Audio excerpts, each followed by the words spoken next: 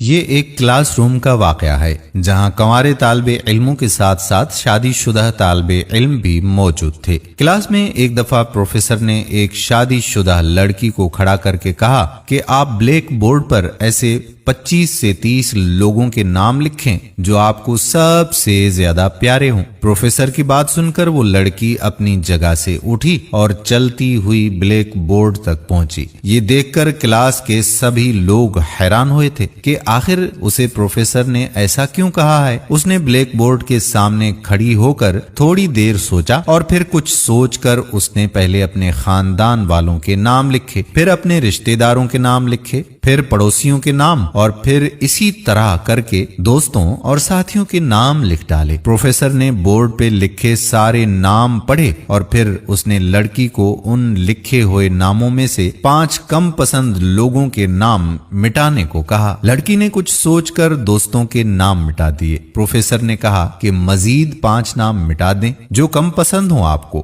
لڑکی نے کچھ سوچ کر اپنے پڑوسیوں کے نام مٹا دیے۔ اس کے بعد پروفیسر نے اسے 10 نام مٹانے کے لیے کہا تو لڑکی سوچ میں پڑ گئی کہ اب کس کس کے نام مٹا دے۔ تھوڑی دیر سوچتی رہی اور پھر اپنے سب رشتہ داروں کے نام بھی مٹا دیے۔ اب بورڈ پر صرف 4 نام بچ گئے، 2 اس کے امی ابو کے، ایک بیٹے کا اور ایک شوہر کا۔ کلاس میں موجود سبھی لوگ اس کی طرف متوجہ تھے اور اس کھیل کو دلچسپی سے دیکھ رہے تھے۔ اب پروفیسر نے مزید 2 ناموں کو مٹانے کا کہا تو لڑکی مشکل میں پڑ گئی۔ اس نے بہت ہی دکھی ہو کر نم آنکھوں سے اپنے ابو اور اپنی امی کا نام مٹا دیا۔ کلاس کے سبھی لوگ اسے دیکھ رہے تھے۔ اب بلیک بورڈ پر بس 2 ہی نام بچ گئے، ایک شوہر کا اور ایک اس کے بیٹے کا۔ پروفیسر نے ایک اور نام مٹانے کو کہا تو لڑکی بالکل سہم سی گئی اور بہت سوچنے کے بعد روتے ہوئے اپنے بیٹے کا نام